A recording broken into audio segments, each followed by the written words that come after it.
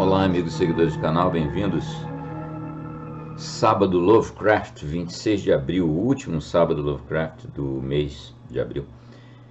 Aqui Vitor Machado do canal Literatura Fantástica e de Terror. Bem-vindos a todos. Bem, hoje então nós vamos voltar a uma obra de um dos mais admirados dos escritores aqui do canal e dos mais admirados escritores da literatura fantástica, que vem a ser Clark Ashton Smith. Nós já narramos diversas obras dele, tem aqui na playlist, se vocês quiserem dar uma olhada. Lá, dando uma olhada nas postagens anteriores, vocês vão ter aquele overview que eu sempre faço da vida e obra do cara, para a gente não precisar repetir aqui, né? Como vocês sabem, o Clark Ashton Smith, um grande amigo do Lovecraft, né? Um dos membros mais importantes de tudo que é lugar que ele frequentou, da Weird Tales, da Arkham House no futuro, depois do próprio círculo Lovecraft, né? Ele é um poeta, ele é um cara assim, tipo Renascença, né? Ele era poeta, ele era escultor, desenhista, pintor e escritor, naturalmente. Ele tem um estilo muito próprio, que vocês com certeza reconhecem facilmente. Ele tem no mais alto grau, assim podemos dizer, aquele esquema de poesia em prosa. É um texto delicioso de se ler e de se ouvir naturalmente aqui, e vocês certamente vão gostar. Antes de dizer o conto qual que é, eu queria fazer uma menção. É típico do Clark Ashton, assim como o Robert E. Howard, que escrevia em ciclos, né? Só que o Howard em cima de personagens, Conan, Solomon Kane, etc, etc. O Clark Ashton Smith, ele tinha a tendência de construir as narrativas dele em ciclos, vamos assim dizer, históricos, certo? E vocês já viram isso no ciclo Hiperbóreo, por exemplo, no passado, e em outras obras. Hoje eu vou começar um outro ciclo que a gente ainda não tratou. É um dos mais bacanas, que é o chamado Zotique. Zotique, ele tem um monte de peculiaridades, assim. Ele é um futuro distópico da Terra, ou seja, ele é ao contrário de outros ciclos como o do Conan, no Howard. Ele não fala de um passado anterior da Terra, nem mítico, nem histórico, como é o caso lá do Bram McMorne, meio histórico, meio mítico também. Mas não tem nada disso. O Zotique é futuro. É um futuro distópico, como eu disse. É um momento em que a Terra se degradou, está à beira da extinção, a espécie humana no planeta. E esse tipo de situação, o Zotique, inclusive, o que é Zotique? Zotique é o continente que restou. A evolução histórico-geográfica da Terra é uma espécie de inverso da Atlântida, Mu e Lemúria, lá no passado, suposto. A Terra chegou ao momento que é retratado nas obras do Zotique, onde sobrou um único continente, um continente ali ao redor do Himalaia, por óbvio, os mares subiram e tal, então sobrou muito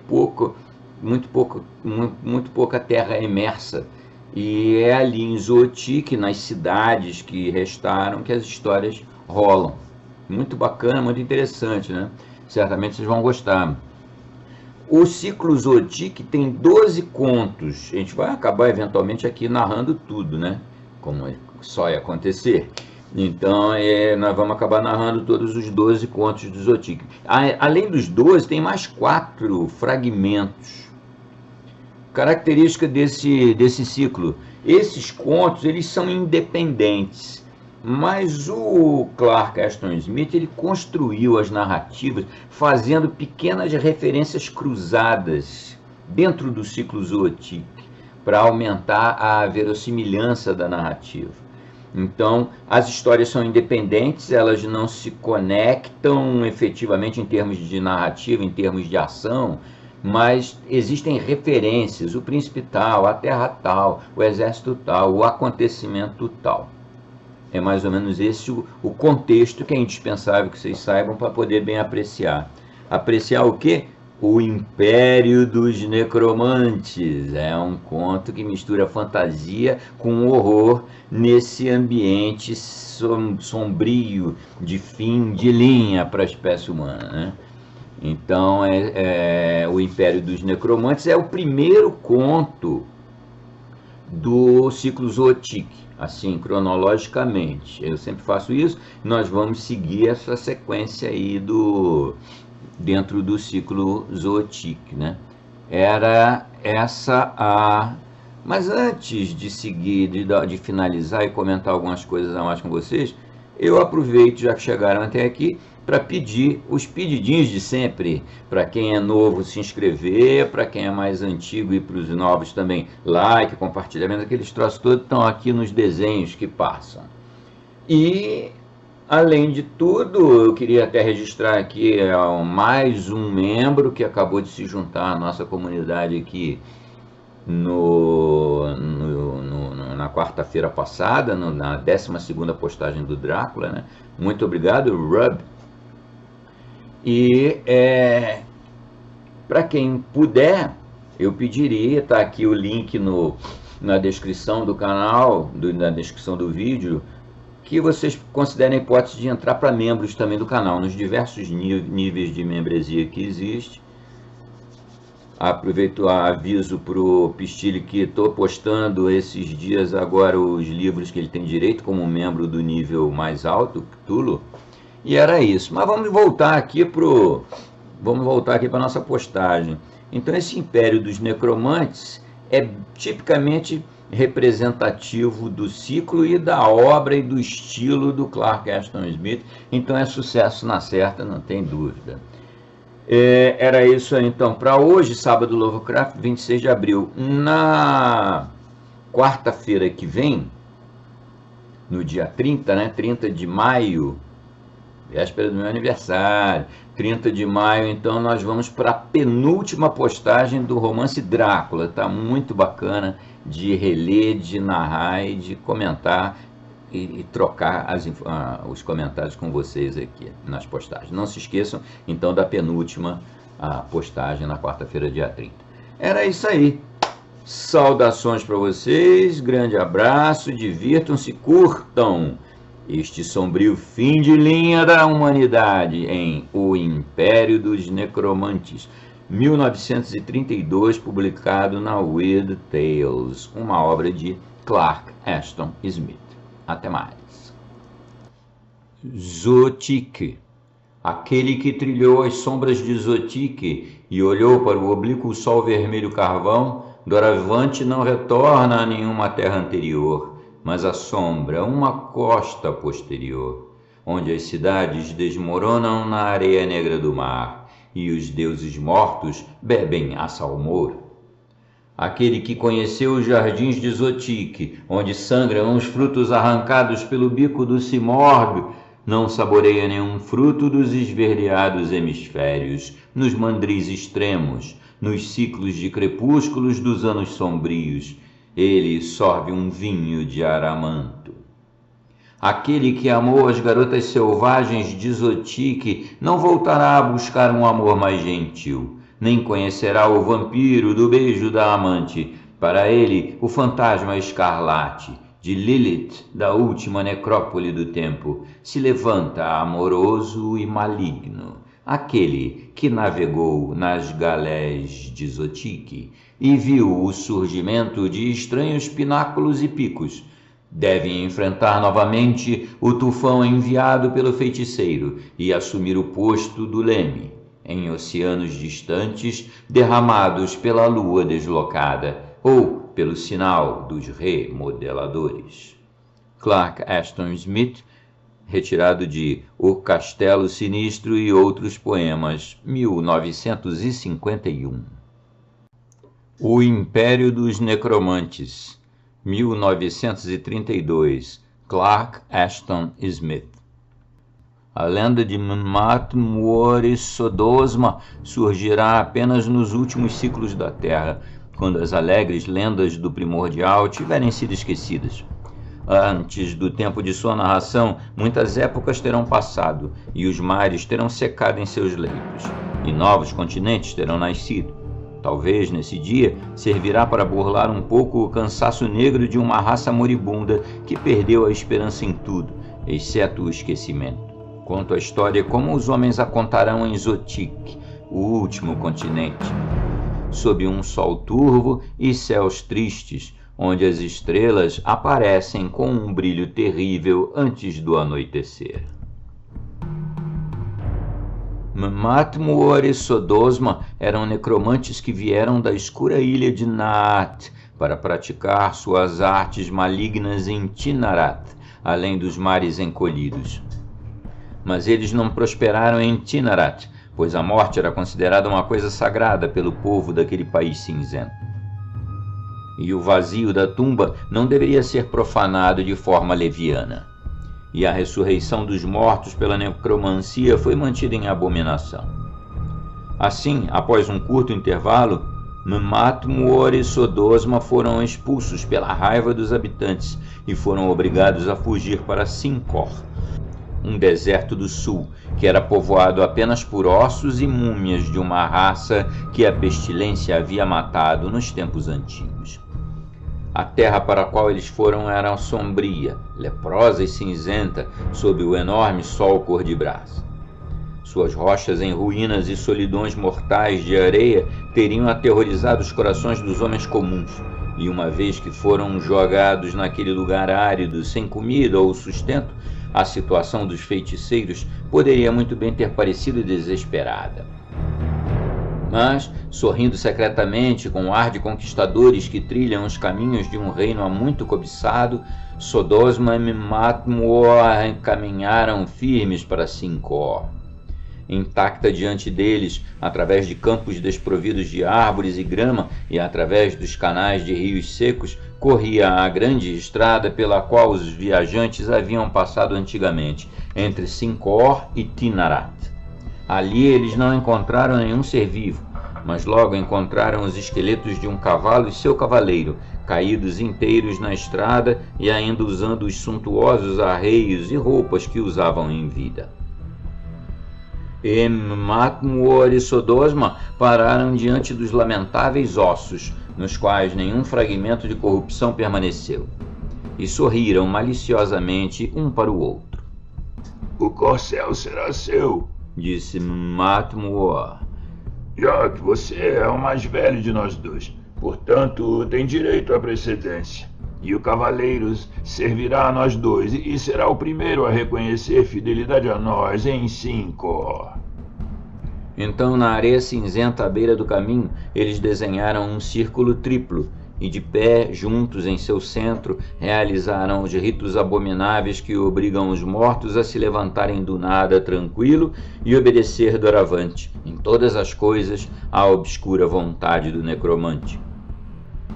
Depois borrifaram uma pitada de pó mágico nas narinas do homem e do cavalo, e os ossos brancos, rangendo melancolicamente, levantaram-se de onde estavam e ficaram prontos para servir a seus mestres.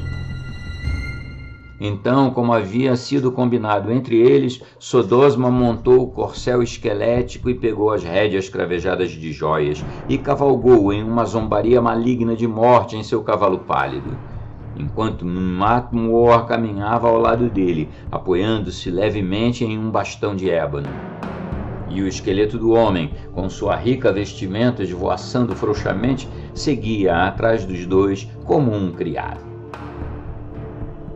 Depois de um tempo no deserto cinzento, eles encontraram o resto de outro cavalo e seu cavaleiro, que os chacais haviam poupado e o sol havia secado até a magreza de velhas múmias. Estes também eles ressuscitaram da morte, e Matmuor montou o garanhão murcho, e os dois magos cavalgaram com pompa, como imperadores errantes, com um lich e um esqueleto para atendê-los. Outros ossos e restos mortais de homens e animais, aos quais encontraram depois, foram devidamente ressuscitados da mesma maneira, de modo que reuniram para si mesmos um comboio cada vez maior em seu progresso através de Sincor. Ao longo do caminho, ao se aproximarem de Ietlirion, que havia sido a capital, encontraram numerosas tumbas e necrópolis, ainda invioladas depois de muitas eras, e contendo múmias enfaixadas que mal haviam murchado na morte. A todos eles fizeram levantar e os chamaram da noite sepulcral para cumprir suas ordens. A alguns eles ordenaram que semeassem e cultivassem os campos desérticos e tirassem água dos poços submersos. A outros deixaram em diversas tarefas, tal como as múmias haviam desempenhado em vida. O silêncio de um século foi quebrado pelo barulho e tumulto de uma miríade de atividades. E o líquen esguio dos tecelões labutava em suas lançadeiras. E os cadáveres dos lavradores seguiam seus sulcos atrás de bois encarniçados. Cansados de sua estranha jornada e de seus encantamentos frequentemente repetidos, Mmatmuor e Sodosma finalmente viram diante deles, de uma colina deserta, as altas torres e belas cúpulas ininterruptas de Ietlirion, mergulhadas no sangue estagnado e escurecido do sinistro pôr do sol. É uma terra boa, disse Mmatmuor, e você e eu a dividiremos entre nós, e teremos domínio sobre todos os seus mortos, e seremos coroados como imperadores amanhã em Ietlirion. Sim, respondeu Sodosma, pois não há ninguém vivo para nos contestar aqui, e aqueles que convocarmos da tumba devem se mover e respirar apenas sob nosso comando, e não podem se rebelar contra nós. Assim, no crepúsculo vermelho sangue que se engrossou com o roxo, eles entraram em Ietlirion e cavalgaram entre as altas mansões escurecidas e se instalaram com sua terrível comitiva naquele palácio majestoso e abandonado, onde a dinastia dos imperadores Nimbot reinou por 2000 anos com domínio sobre Sincor. Nos empoeirados salões dourados, eles acenderam as lâmpadas vazias de ônix por meio de sua feitiçaria astuta e cearam em iguarias reais fornecidas em anos anteriores, que eles evocaram da mesma maneira. Vinhos antigos e imperiais eram-lhes servidos em cálices de pedra da lua pelas mãos descarnadas de seus servos. E eles beberam, festejaram e se divertiram em pompa fantasmagórica, adiando para o dia seguinte a ressurreição daqueles que jaziam mortos em Ietlirion. Eles se levantaram cedo, na escura aurora carmesim das opulentas camas do palácio em que haviam dormido, pois muito restava a ser feito. Em todos os lugares da cidade esquecida, eles iam e vinham ocupados, fazendo seus feitiços nas pessoas que morreram no último ano da peste e permaneceram insepultas. E tendo conseguido isso, eles foram para além de Ietlirion, para aquela outra cidade de altas tumbas e poderosos mausoléus, na qual jaziam os imperadores e imperatrizes de Nimbot e os cidadãos e nobres mais importantes de Sincor. Ali eles ordenaram a seus escravos esqueléticos que arrombassem as portas seladas com martelos. E então, com seus encantamentos pecaminosos e tirânicos, invocaram as múmias imperiais, até mesmo as mais antigas da dinastia, todas as quais vieram andando rigidamente, com olhos opacos, em ricas faixas costuradas com joias brilhantes como chamas. E também, mais tarde, trouxeram à tona muitas gerações de cortesãos e dignitários. Movendo-se em cortejo solene, com rostos sombrios, altivos e ocos, os imperadores e imperatrizes mortos de Sincor prestaram reverência a Mmatmuor e Sodosma e os acompanharam como um comboio de cativos por todas as ruas de Ietlirion. Depois, na imensa sala do trono do palácio, os necromantes subiram no alto trono duplo, onde os governantes legítimos se sentaram com suas consortes. Em meio aos imperadores reunidos, em estado fúnebre e deslumbrante, eles foram investidos de soberania pelas mãos secas da múmia de Restaion, o mais antigo da linhagem Nimbot, que governou em anos meio míticos. Então, todos os descendentes de Restaion, enchendo a sala em uma grande multidão, aclamaram com vozes inexpressivas, semelhantes a ecos, o domínio de Matmuor e Sodosma. Assim, os necromantes proscritos encontraram para si um império e um povo súdito na terra desolada e estéril, onde os homens de Tinarat os expulsaram para perecer. Reinando supremos sobre todos os mortos de Sincor, em virtude de sua magia maligna, eles exerceram um despotismo funesto. Tributos foram oferecidos a eles por enviados descarnados de reinos remotos. E cadáveres devorados pela peste e múmias altas perfumadas com bálsamos mortuários moviam-se para lá e para cá em suas incumbências em Ietlirion. Ou amontoavam diante de seus olhos gananciosos de cofres inesgotáveis as joias enegrecidas por teias de aranha dos tempos antigos. Trabalhadores mortos fizeram os jardins de seus palácios florescerem novamente com flores há muito mortas. Liches e esqueletos trabalhavam para eles nas minas, ou erguiam soberbas e fantásticas torres do sol poente. Camareiros e príncipes dos tempos antigos eram seus copeiros, e instrumentos de cordas eram tocados para seu deleite pelas mãos esguias de imperatrizes com cabelos dourados que haviam saído imaculados da noite do túmulo. Aquelas que eram mais belas, a quem a peste e o verme não haviam devastado tanto, eles tomaram por suas lemans e as fizeram servir à sua necrófila luxúria.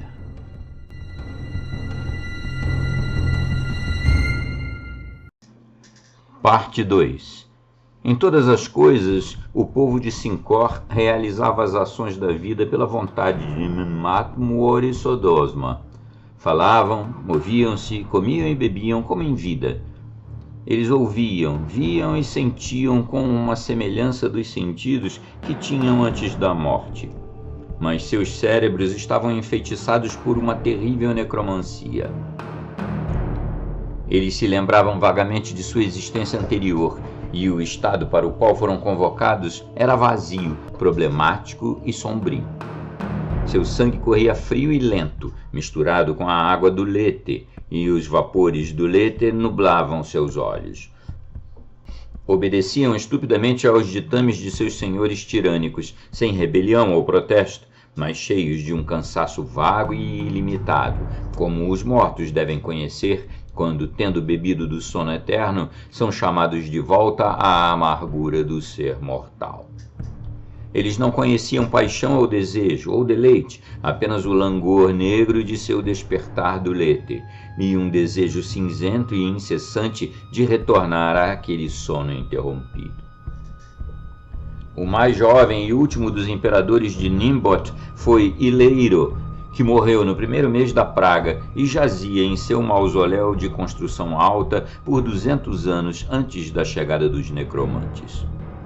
Ressuscitado com seu povo e seus pais para servir aos tiranos, Ileiro havia retomado o vazio da existência sem questionar e não sentira nenhuma surpresa. Ele havia aceitado sua própria ressurreição e a de seus ancestrais como alguém aceita as indignidades e maravilhas de um sonho. Ele sabia que havia voltado a um sol desbotado, a um mundo oco e espectral, a uma ordem de coisas em que seu lugar era apenas o de uma sombra obediente.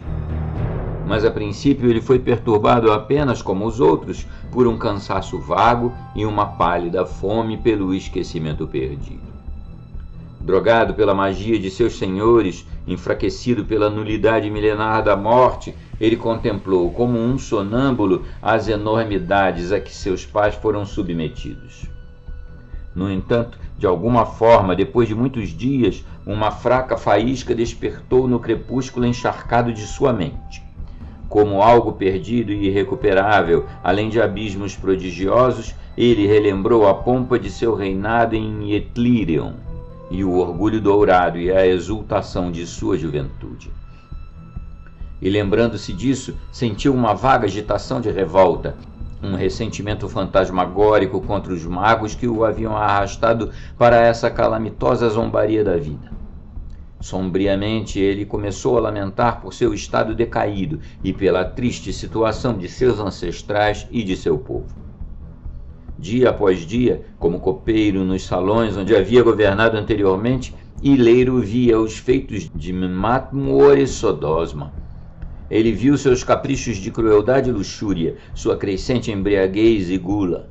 Ele os observou chafurdar em seu luxo necromântico e tornar-se negligente com a indolência, bruto com a indulgência.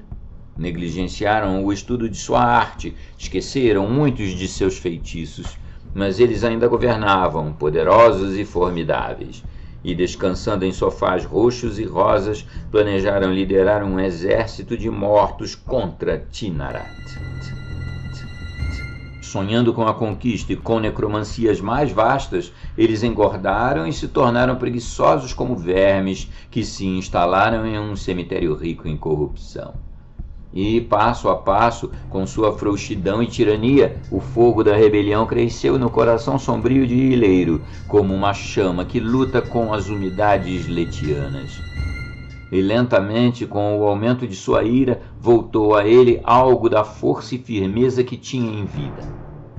Vendo a torpeza dos opressores e conhecendo o mal que havia sido feito aos mortos indefesos, ele ouviu em seu cérebro o clamor de vozes abafadas exigindo vingança. Entre seus pais, através dos salões do palácio de Etlirion, Ileiro moveu-se silenciosamente por ordem dos mestres, ou ficou aguardando seu comando. Ele derramou em suas taças de ônix as safras de âmbar, trazidas por magia das colinas, sob um sol mais jovem. Ele se submeteu a seus insultos e injúrias, e noite após noite ele os observava, agonizando em sua embriaguez, até que adormecessem, corados e nojentos, em meio a seu esplendor arrogante. Havia pouca fala entre os mortos-vivos, e filho e pai, filha e mãe, amante e amado iam de um lado para o outro sem sinal de reconhecimento, sem fazer comentários sobre sua má sorte. Mas por fim, uma meia-noite, quando os tiranos jaziam adormecidos e as chamas tremulavam nas lâmpadas necromânticas, Ileiro se aconselhou com Restaion, seu ancestral mais velho, que era famoso como um grande mago da fábula e tinha a reputação de ter conhecido o conhecimento secreto da antiguidade. Restaion estava separado dos outros, em um canto do salão sombrio. Ele estava escuro e murcho em suas roupas de múmias fareladas, e seus olhos opacos de obsidiana pareciam contemplar ainda o nada. Parecia não ter ouvido as perguntas de Ileiro, mas por fim, em um sussurro seco e sibilante, ele respondeu: Sou velho, e a noite do sepulcro foi longa, e eu esqueci muito. No entanto, tateando para trás, através do vazio da morte, pode ser que eu recupere algo da minha antiga sabedoria. E entre nós devemos engendrar um modo de libertação.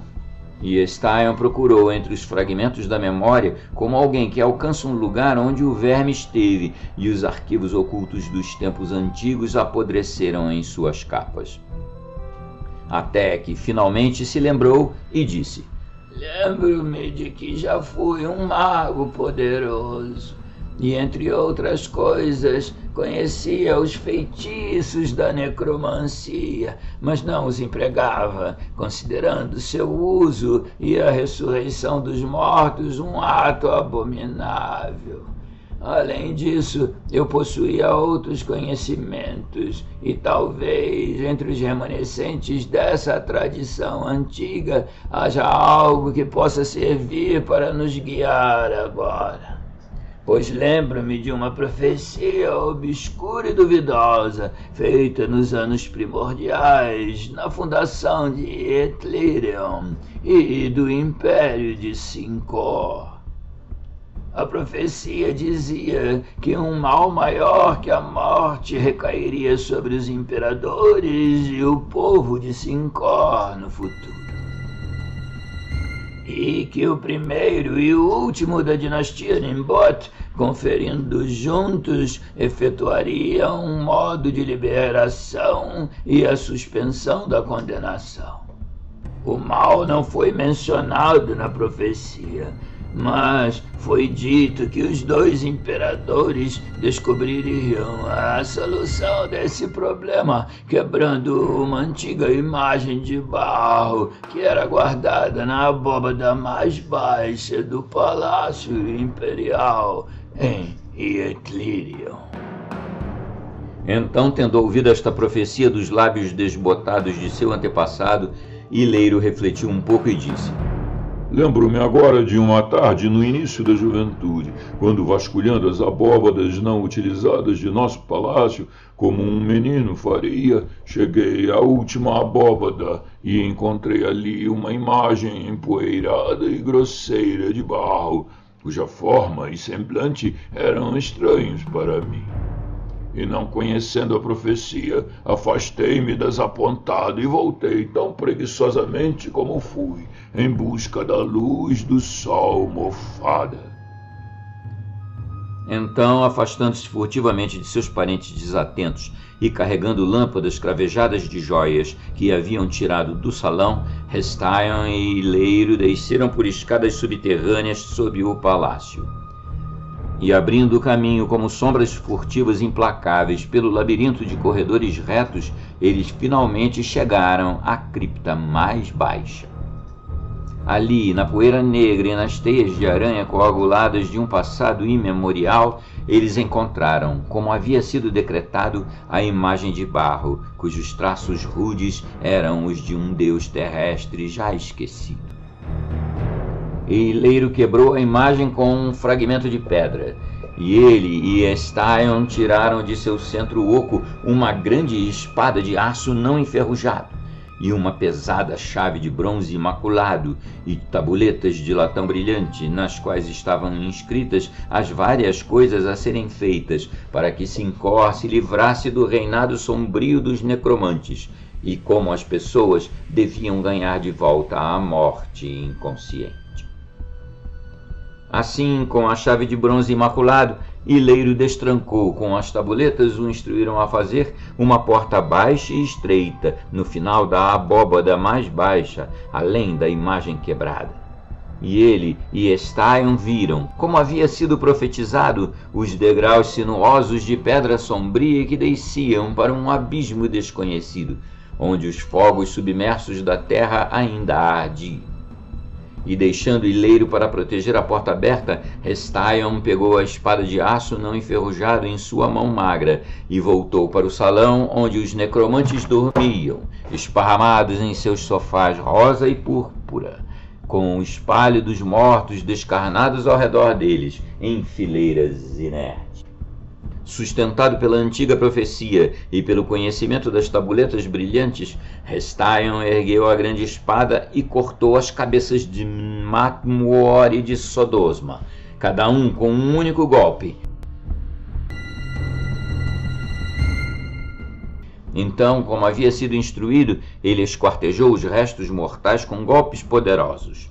E os necromantes abandonaram suas vidas impuras e se deitaram de costas, sem se mover, acrescentando um vermelho mais profundo ao rosa e um tom mais brilhante ao púrpura triste de seus leitos. Então, a seus parentes que permaneceram silenciosos e apáticos, mal sabendo de sua libertação, a venerável múmia de Hestaion falou em murmúrios serenos, mas com autoridade, como um rei que dá ordens a seus filhos. Os imperadores e imperatrizes mortos se mexeram, como folhas de outono em um vento repentino, e um sussurro passou entre eles e saiu do palácio, para ser comunicado longamente por caminhos tortuosos a todos os mortos de Sincor.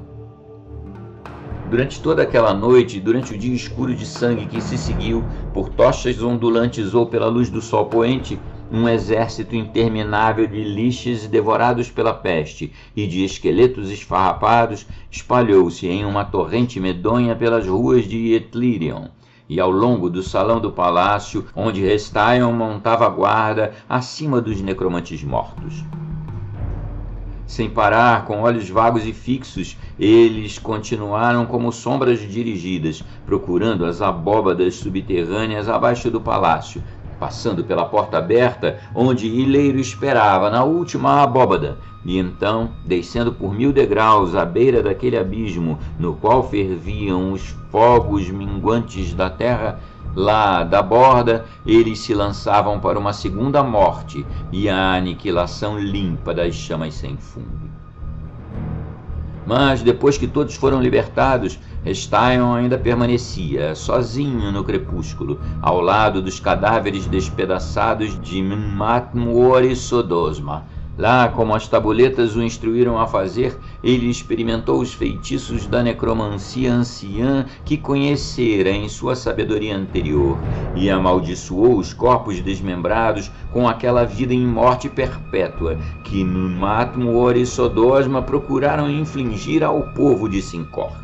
E maldições saíram dos lábios pálidos, e as cabeças rolaram horrivelmente com olhos brilhantes, e os membros e torsos se contorceram em seus sofás imperiais em meio a sangue coagulado. Então, sem olhar para trás, sabendo que tudo havia sido feito como havia sido ordenado e previsto desde o início, a múmia de Hestaion deixou os necromantes à sua ruína e atravessou cansadamente o labirinto de abóbadas escurecidas para se juntar a Ileiro. Então, em silêncio tranquilo, sem mais necessidade de palavras, Ileiro e Hestaion passaram pela porta aberta da abóbada inferior. E Ileiro trancou a porta atrás deles com sua chave de bronze imaculado.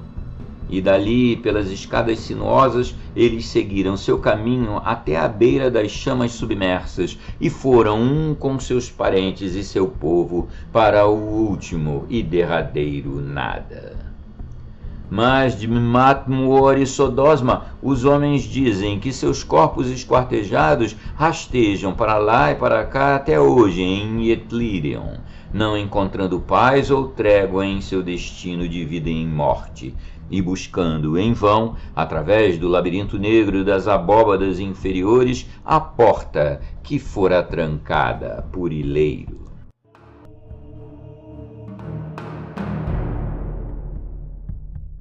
Bem, amigos, espero que tenham gostado.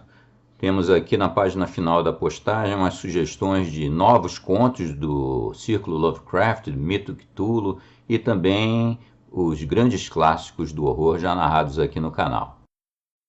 E, caso vocês tenham gostado muito, considerem a hipótese de ajudar o desenvolvimento do projeto aqui do canal, entrando para membros. Um abraço, até mais!